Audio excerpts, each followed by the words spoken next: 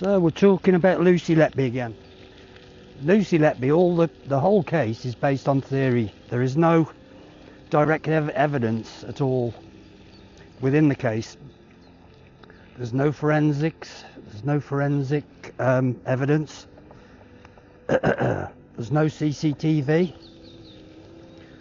It's all theory and made up by a chap called Dewey Evans, who was the expert witness in the Lucy Letby case. He was the main expert witness.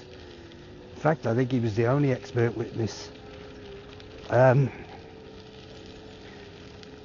when this case became known by people, Dewey Evans actually got in touch with Cheshire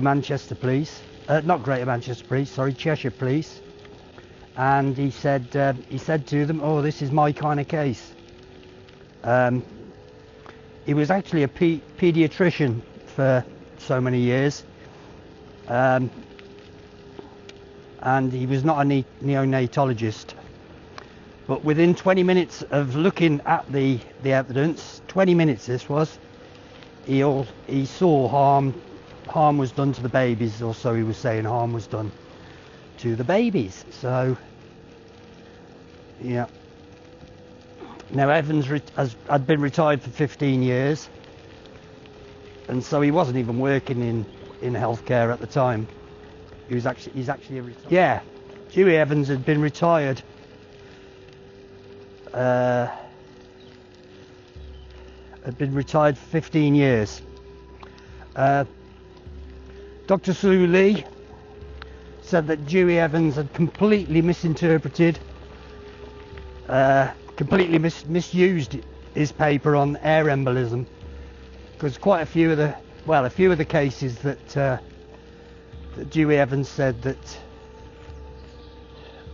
Lucy Letby was guilty of was to do with air embolism, to do with injecting air into, well, down a nasogastric tube and some other way that was absolutely rubbish.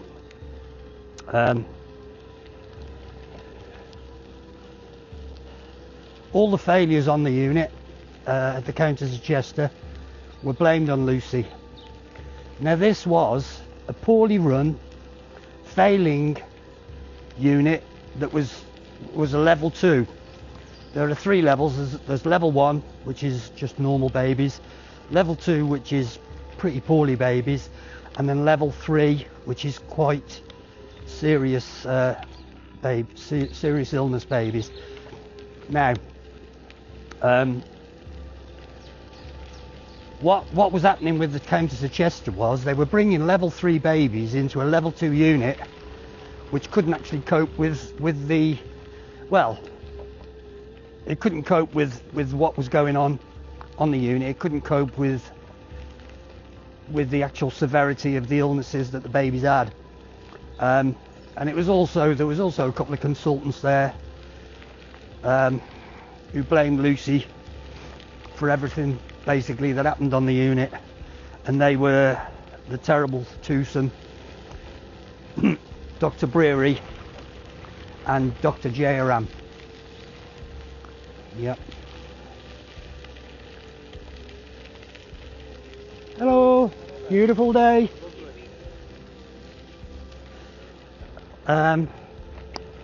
So, bullying in the NHS is rife. There is quite a bullying culture within nursing and between consultants and nurses. And Lucy came on to work at the Countess of Chester, and she'd previously been working at Liverpool's Children's Hospital, and she noticed the difference between the 2 hospitals, and she raised concerns. She was a bit of a whistleblower who raised concerns about the way that things were run in the Countess of Chester, and I don't think the doctors like this, and this was sort of what started the ball rolling as far as nastiness goes. So yeah, so she noticed that there was substandard care on the unit, and she had pretty high standards. She was very meticulous about the way that she did her work, and there was a lot of gossip on the unit, and things that start off as rumour, that doctors do have quite a dark sense of humour, and what started off as humorous gossip led to what happened to Lucy, which is terrible, really.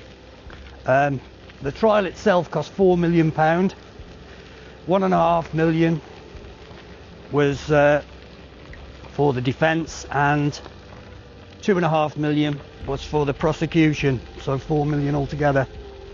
The Thirlwell inquiry, investigating what happened at the Countess of Chester, cost £9 million, and the actual trial of Lucy Letby was the longest trial in British history, and it was pretty terrible, really.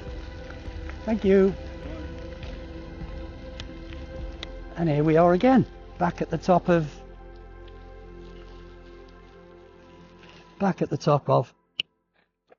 Ormond Hill.